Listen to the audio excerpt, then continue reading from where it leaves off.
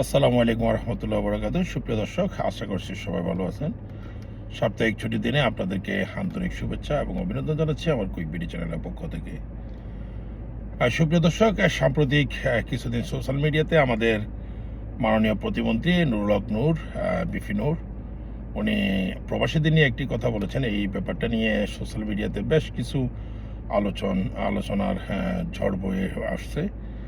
প্রবাসীরা একটু ক্ষিপ্ত ওনার উপরে। উনি একটা মন্তব্য করেছেন যে আমাদের বাংলাদেশি প্রবাসীরা কর্মহীন, কর্ম করে না, এবং কি কর্মস্থলে গিয়ে ওরা মোবাইল টিপে এবং কি সোশ্যাল মিডিয়া নিয়ে ব্যস্ত থাকে, বাড়িতে দেশে তাদের ফ্যামিলির সাথে কথাবার্তা বলে, এই জন্য কাজও ফাঁকি দেয়। আমার প্রশ্ন বিপি নূর ভাইয়ের কাছে, নূর ভাই উনি মধ্যপ্রাচ্য অবশ্যই ভিজিট করেছেন, ভ্রমণ করেছেন, আমাদের কাতারও আসছেন, এমনকি আমার গেস্টও উনি ছিলেন। আমার প্রশ্ন উনার কাছে যে আপনাকে আমি বলতেছি যে আপনি মধ্যপ্রাচ্যে কোন প্রজেক্টের, কোন সাইটের আপনি ফোরম্যান, সুপারভাইজার এবং ইঞ্জিনিয়ার ছিলেন? আমার প্রশ্নটি আপনি আগে যদি উত্তর দিতে পারেন তাহলে আমি আর একটু কিছু বিস্তারিত খুলে বলতে পারতাম যে আপনি যদি ফোরম্যান, সুপারভাইজার, যদি আপনি ইঞ্জিনিয়ার কোনো সাইডে কোনো প্রজেক্টে যদি না হন, তাহলে আপনি কিভাবে বুঝলেন যে একজন বাংলাদেশি প্রবাসী ওরা কাজে ফাঁকি দেয়, এজন্য আমাদের বাংলাদেশিদের ভিসা বন্ধ? এটা আপনি কিভাবে মন্তব্য করলেন? বিগত দিনে 16-17 বছর যে আমাদের বাংলাদেশের স্বৈরাচার যেই সরকার ছিল, সরকারের আমলে বিভিন্ন রকমের সেলিব্রিটিরা আসি, এমনকি মন্ত্রী মিনিস্টাররা আসি, প্রবাসীদের নিয়ে অনেক কথাবার্তা বলেছেন। তো ওদেরকে ও ধরনের শিক্ষা এবং কি ওদেরকে ওই ধরনের অপমান অপদস্থ করেছে প্রবাসীরা, এই ধরনের প্রমাণও আমাদের কাছে আছে। আপনি এর কাছে এই যে প্রশ্ন যেটা আমি করলাম, সেটার উত্তর আপনি অবশ্যই দিতে পারবেন না, যেহেতু আপনি প্রবাসী ছিলেন না। একটা কথা আপনাকে জানিয়ে রাখতে চাই যে বাংলাদেশের রেমিটেন্সের যে চাকা, যে অর্থনীতির যে চাকা, রেমিটেন্স যে পাঠিয়ে যে চাকাকে সচল রাখে বাংলাদেশের, এটার একমাত্র মধ্যপ্রাচ্য থেকেই এই রেমিটেন্সটা যায়। আপনাকে আর একটু ধারণা দিই যে মালয়েশিয়া অথবা সিঙ্গাপুর অথবা মালদ্বীপ, গুটি কিছু বাংলাদেশি প্রবাসী এইসব দেশে আছে, কিছু রেমিটেন্স আসে। আর আরেকটা জিনিসটা ব্যাপার যেটা, যে ইউরোপ আমেরিকাতে যেসব আমাদের বাংলাদেশি বাইরে আছে, ওনারা ওই দেশের গভর্নমেন্ট ওনাদেরকে এমনভাবে আপনার এস্টাবলিশ, যেটা ফ্যামিলির জন্য ভবিষ্যতের জন্য যেটা প্রয়োজন, ওনাদের জন্য, ওনাদের ভবিষ্যৎ প্রজন্মের জন্য যেই এস্টাবলিশমেন্ট যেটা ফ্যামিলির জন্য দরকার, যে গাড়ি বাড়ি এবং কি আপনার বিভিন্ন রকমের তার ভবিষ্যতের যে সঞ্চয়, ইন্স্যুরেন্সের আপনার যে ভাতা, যেসব চাকরিগুলো করে, ওগুলো থেকে কর্তন করতে করতে করতে করতে শেষ 10টা রিয়াল অথবা 10টা ডলার অথবা 20টা ডলার ওনাদের হাতে আসে, ওনাদের ব্যাংকে আসে পৌঁছায়। ও দেশের গভর্নমেন্ট এমনভাবে রাখছে ওদেরকে, আমাদের তো ইউরোপ আমেরিকাতে আমাদের অনেক আত্মীয় স্বজন, ও দেশের গভর্নমেন্টের টাকাটা কোনো রকম দেশের বাইরে বাংলাদেশে আনার সুযোগ ওনারা রাখে না। ওভাবে সিস্টেম ওয়াইজ এভাবে আপনাকে একটা একটা ব্রিজ করে দিছে, ব্রিজে সব টাকাগুলা ওনারা খাতে খাতে নিয়ে যায়। ওদের ফ্যামিলি নিয়ে টেনশন করতে হয় না, বাড়ি নিয়ে টেনশন করতে হয় না, গাড়ি নিয়ে টেনশন করতে হয় না, ভবিষ্যৎ প্রজন্মের দিকে কোনো টেনশন করতে হয় না। ইউরোপ আমেরিকাতে বিশেষ করে ও দেশের রেমিটেন্স আমার মনে হয় না কতটুকু আমাদের বাংলাদেশে আছে, আমি জানি না, তারপরে আমার মন্তব্য করা ঠিক হবে না। ওদের রেমিটেন্স কতটুকু আসে এটা বাংলাদেশের গভর্নমেন্টে জানে অথবা বাংলাদেশ ব্যাংকে জানে। আপনি যে মন্তব্যটা যেটি করেছেন, আমাদের মধ্যপ্রাচ্যের যে ছেলেগুলা, যে প্রবাসীগুলা, এরা কর্মহীন অথবা কর্ম করে না, কাজে ফাঁকি দেয়, এই নিয়ে আমাদের ভিসা বন্ধ, না, এটা আপনার একদম রং ধারণা, ভুল ধারণা। বিগত দিনের সরকার যেটি করতে পারে না, যেটা একটা দেশের সাথে আপনার যখন আপনার শ্রম বাজারের যেই শ্রম বিক্রি করতে হলে যে ওই দেশের সাথে যে একটা কূটনৈতিক সম্পর্ক যেটা প্রয়োজন, সেটা আমাদের বাংলাদেশের সরকার বিগত দিনে ছিল না, এখনও বর্তমান সরকারও সেটা অগ্রসর হতে পারছে না। একটা দেশের সাথে একটা দেশের শ্রমবাজার, শ্রম যদি আপনি বিক্রি করতে হয়, আপনি 5,000 শ্রমিক যদি পাঠাতে হয়, তখন আপনাকে ওই দেশের সাথে কূটনৈতিক সম্পর্কটা আপনাকে গভীর করতে হবে এবং কূটনৈতিক সম্পর্কটা বজায় রাখতে হবে, মেনটেন করে রাখতে হবে। তাহলে আপনার শ্রমবাজার আপনার বাংলাদেশের মুখী হবে, বাংলাদেশের জন্য ভিসা দিবে। যেমন ধরেন আপনার নেপাল বলেন, আপনার শ্রীলঙ্কা বলেন, ইন্ডিয়া বলেন, পাকিস্তান বলেন, এদের আমরা কর্মদক্ষতা আজকে 20 বছর আমরা প্রবাসে দেখে আসছি। মধ্যপ্রাচ্যে বিশেষ করে গালফ যে 6টা কান্ট্রিতে যে দেশের নামগুলো বলেছি, ওই দেশের কর্মজীবী যে মানুষগুলো, এগুলো শুধু ইন্ডিয়ান কিছু লোক, এরা ফোরম্যান সুপারভাইজার পোস্টে এরা আসি। এটা এটা কূটনৈতিক সম্পর্কের কারণে এরা এই পোস্টগুলো দখল করে আছে। আর বাংলাদেশের উপরে আপনার দক্ষ লোক নেপালিও নাই, ইন্ডিয়ান তো নাইয়ে, তারপর যা পাকিস্তান তো আছে, তাদের এক ক্যাটাগরি কাজ। আর কিছু শ্রীলঙ্কান আছে, শ্রীলঙ্কান কিছু অন্যান্য প্রসঙ্গে অন্যান্য কিছু জব করে।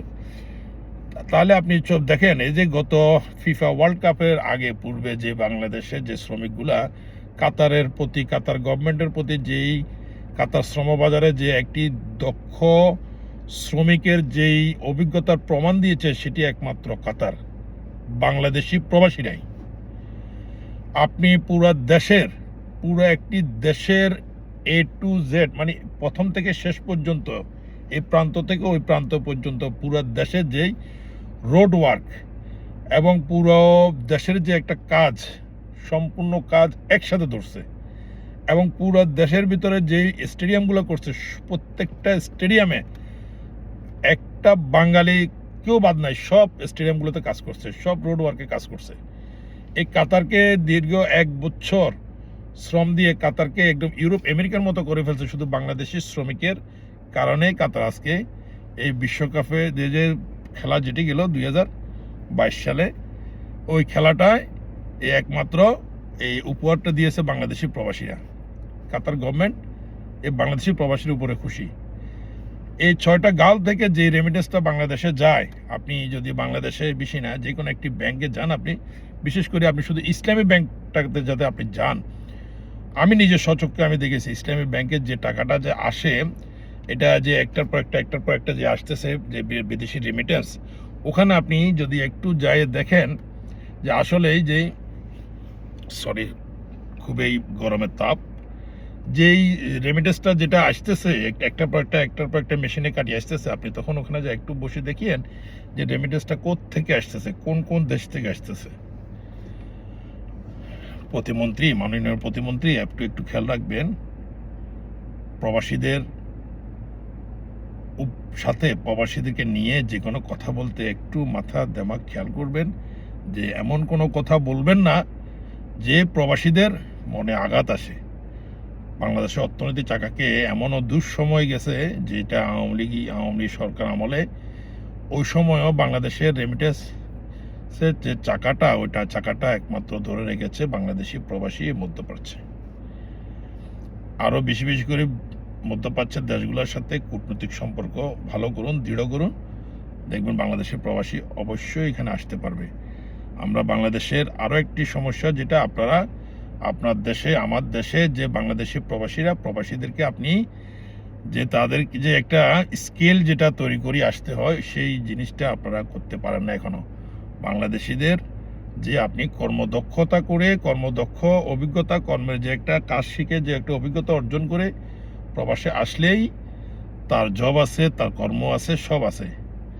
আমরা কিছু বেকার কিছু যুবক, বাংলাদেশের যুবক, যে কোনো একটা সমস্যার কারণে প্রবাসে আমরা পাঠাই দিই, মা বাবা আত্মীয় স্বজন, তখন ছেলেটা আসি কোনো কাজ পায় না। কাজ না জানলে আপনি কি বলেন, কোন দেশের কোন সুপারভাইজার, কোন ফোরম্যান, কোন ইঞ্জিনিয়ার আপনার বাংলাদেশের বাইটাকে কাজে নেবে যদি সে কাজ না জানে? হ্যাঁ, আমি নেব কখন? যখন দেখতেছি আমার এখানে 5 জন লোক দরকার, সাইডে একটা লেবার দরকার, অথবা কোনো সামান এদিক সেদিক করা দরকার, মুভমেন্ট করা দরকার, তখন একটা 5 জন বাঙালি আনি এখানে একটু লেবারি কাজ করলো। যেহেতু সে কোনো কাজ জানে না। আপনার পয়েন্ট অরিজিনাল এবং কি অ্যাকুরেট, সত্যিকারের পয়েন্ট ধরে কথা বলবেন, আর প্রবাসীদের নিয়ে কোনো রকম বাজে কোনো মন্তব্য করবেন না। আপনার প্রতি বিনীত অনুরোধ, আপনার সাথে খুব ভালো সম্পর্ক, এবং আপনার সাথে একসাথে বসে খাওয়া দাওয়া খাইছি আমি।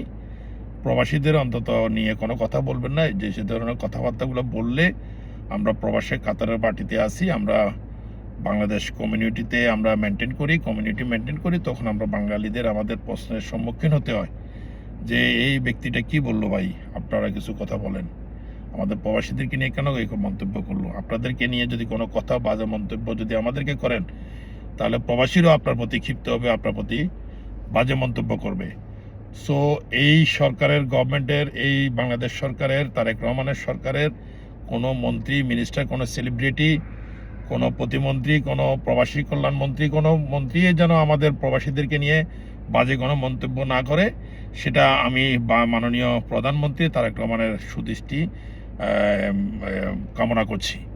ধন্যবাদ। আজকের মতো এখানে শেষ করলাম। ছুটির দিনে ভালো থাকবেন, সুস্থ থাকবেন, আর অন্য আরেকদিন আরেকটি টপিক নিয়ে আবার আলোচনা করবো। সে পর্যন্ত ভালো থাকুন। আসসালামু আলাইকুম ওয়া রাহমাতুল্লাহি ওয়া বারাকাতুহু।